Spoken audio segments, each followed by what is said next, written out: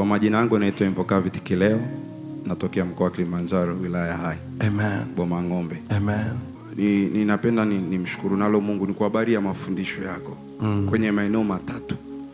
Eneo la kwanza ni kwenye eneo la ibada. Unajua nikizungumza ibada inawezekana kwa sababu wewe umeshapata neema. Sisi tunaosali kwenye dini ndio tutakwambia. Tokea 2024 nilikuwa nina shauku sana ya kumwabudu Mungu katika roho na kweli. Na kumwomba Mungu, naomba roho ya ibada. Ilikuwa ni maombi yangu. Hata nikamwambia, hata nikakutana na mtumishi wote akaniuliza swali, unataka Mungu akufanyie nini? Tamwambia roho ya ibada. Ilikuwa ni maombi yangu sana. Kwa wakati ninakufuatilia, nimejifunza sana kwa habari ya kumwabudu Mungu. Ni zaidi ya vile ambavyo sisi tunavyofikiria. Ni zaidi ya vile ambavyo sisi tunavyowaza. Kwa hicho ni eneo la kwanza. Eneo la pili ni kwenye eneo la sadaka. Mimi nikikwambia nimesali kwenye dini, nimejifunza tofauti hizi mbili kati ya madhabahu za dini na madhabahu za roho. Madhabahu za dini ukitoa sadaka, itahakikisha unatoa sadaka pungufu na inakunyima kiu ya kutoa kamili. Nilikuwa nina shauku sana. Yaani una ile furaha ya kutoa sehemu ya 10. Sio unatoa ili Mungu afanye, sio unatoa ili Mungu akupe gari. Kuna shauku inatengenezeka ndani, unatamani wewe unatoa. Hata kama inawezekana umetumia hela, unahakikisha kwamba hii hela au hii sadaka lazima sehemu ya 10 niitoe. Kwa hii madhabahu ngajifunza, kuna madhabahu ukitoa sadaka zinatengeneza uhusiano wako na Mungu kwenye eneo la utoaji. Kuna nyingine ukitoa inakuvunja kwenye uhusiano wako la utoaji. My God. Kwa hicho kitu nilijifunza sana. Kwa sehemu ya 10 ninatoa kwa uaminifu. Kingine ni kwenye mtumishi aliyezungumza kwa habari ya kubaki kiwango kimoja cha kutoa sehemu ya 10. Nikamwambia Mungu, mwaka huu kwa kuwa nimechelewa kuelewa, mwaka huu ninapanda sehemu ya 10, sikutolea tena sehemu ya 10, nitakutolea sehemu ya 15 kwa kile ambacho ninachokipata.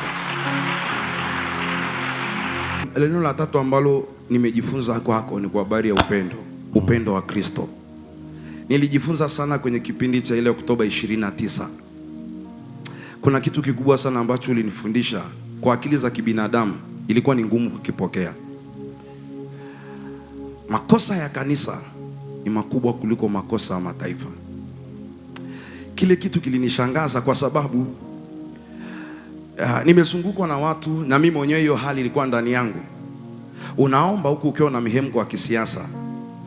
Unaomba huku ukitamani upande fulani ushinde. Unapiga, yani unabomoa ukitamani hichi kitokee na kitokee. Hasa wakati pastor anafundisha kwenye lile eneo, anafundisha, anaonyesha upendo wa Kristo. Hata kwenye Instagram yake alikuwa anaandika sana, kama kifo cha kiongozi kimetokea kwenye mtandao, analionya kanisa namna ninavyoshangilia, mnafurahiaje mwenye dhambi anakufa.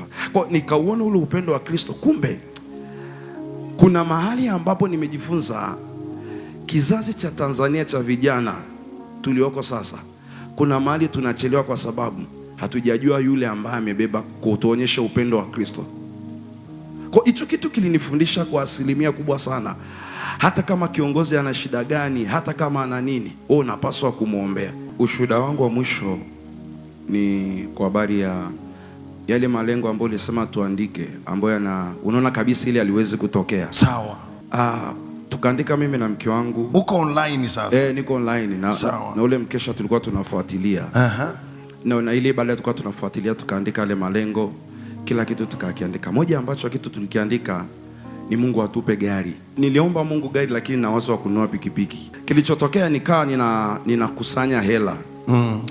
Nikakusanya hela, nikawa naweka kwenye akaunti yangu ya benki. Kipata 10,000 naweka ili ninunue pikipiki nisaidie kwenye usafiri wa huduma. Kilichokuja kutokea ni Jumapili, kuna Jumapili moja ulitangaza hapa wale ambao watatoa sadaka kwa ajili ya ile kongamano la vijana kama siko sawa. Nikasikia Roho Mtakatifu ananiambia kwenye akaunti, sijui kwa kuna shilingi ngapi, maana nilikuwa sihesabu. Sawa. Kumbe kwa kuna 100,000 na kitu. Sawa. Kasikia Roho Mtakatifu ananiambia, ondoka katume hiyo sadaka. Naona kusanya yako ya pikipiki. Sasa kilichotokea kitu cha ajabu sana. Nikasikia sasa ile ibada imeisha ghafla. Umzigo naosikia, mke wangu kama aliniona hali ilibadilika ghafla. Mara si akiba imeguswa. Akiba kasema hichi nini tena? Kwa hiyo nikamwambia mke wangu, una 100,000 kwenye akaunti yako? Akasema Nikashika nasimama pale mbele ili ni wakati unaomba kwa umeshamaliza kuomba, Roho Mtakatifu akaniambia usitumie ya mke wako, nenda katoe. Na wasiwasi ningetumia nisingemrudishia. Sawa. Huo ndio ulikuwa mtego. Nikaondoka, nikawa ninaenda kwenye huduma kanisani saa hiyo. Nikafika nikatafuta eneo, kuna wakala wa NMB, nikatafuta nikakosa. Nikaja nikampata mwishoni.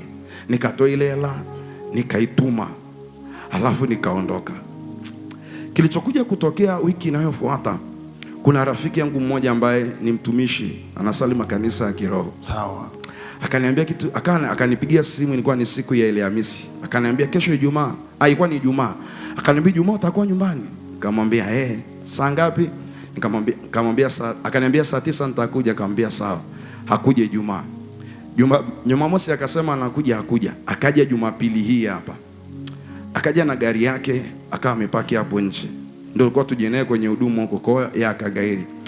Akaniambia, tukaongea mambo mengi, tukamaliza. Akaniambia twende nje.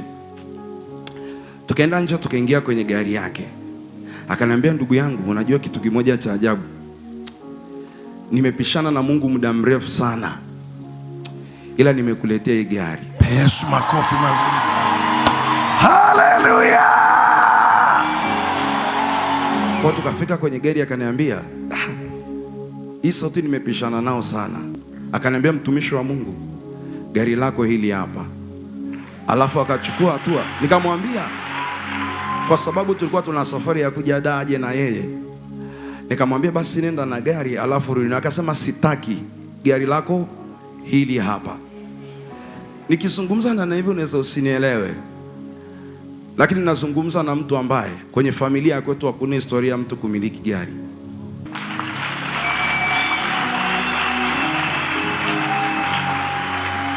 Kiona uko hapa unaingia ibadani kila siku na maisha yako yabadiliki, unapaswa kutubu sana.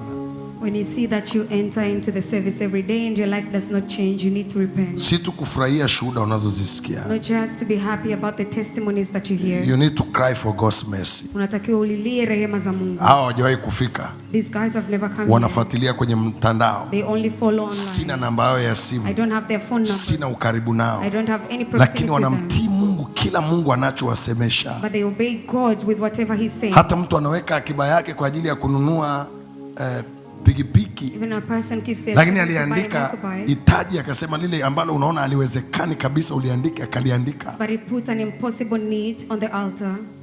Vitu vingine sio vya kuvichukulia kawaida. Other things you're not supposed to take them over. Kwa sababu visipokuamsha vinakupa deni mbele za Mungu. Because if they don't activate you, they give you a debt before God. Kwa hiyo baba, wakati huo nikamuita mke wangu. Kamwambia njoo mara moja. Akapanda siti ya nyuma. Nikamwambia huyu mtumishi amekuja hapa, Mungu amemsemesha atupe gari. Mke wangu akamwangalia yule mtumishi akamwambia, hivi umesikia vizuri? Ule mtumishi akamwambia ni ndio. Mke wangu ikabidi alie. Alafu sasa wakati natoka hapo nikaenda kanisani, nikashuhudia wenzangu nimepata gari. Unajua alishangaa, yani wakasema lakini mimi ninachojua gari limepatikana hapa.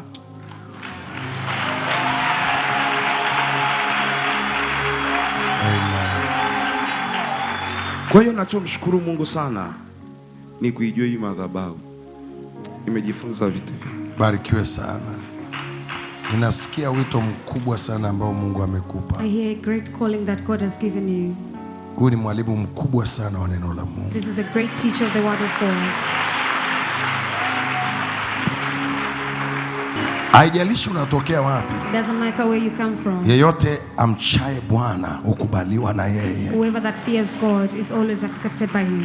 Baba, asante kwa ajili ya uaminifu wako. Father, thank you for your faithfulness. Asante kwa mambo ya ajabu tunayosikia. Thank you for these wonderful words that we hear. Hatuchukulii kawaida, tunakupa utukufu. We don't take this normal, we give you glory. Katika jina la Yesu Kristo. In the name of Jesus Christ. Na sisi tunabaki kwa wanadamu na unabaki kwa Mungu. And we remain humans and you become God. Wa kusifiwa na kuabudiwa. Who is praised and worshipped. Katika jina la Yesu Kristo. In the name of Jesus Christ. Amen.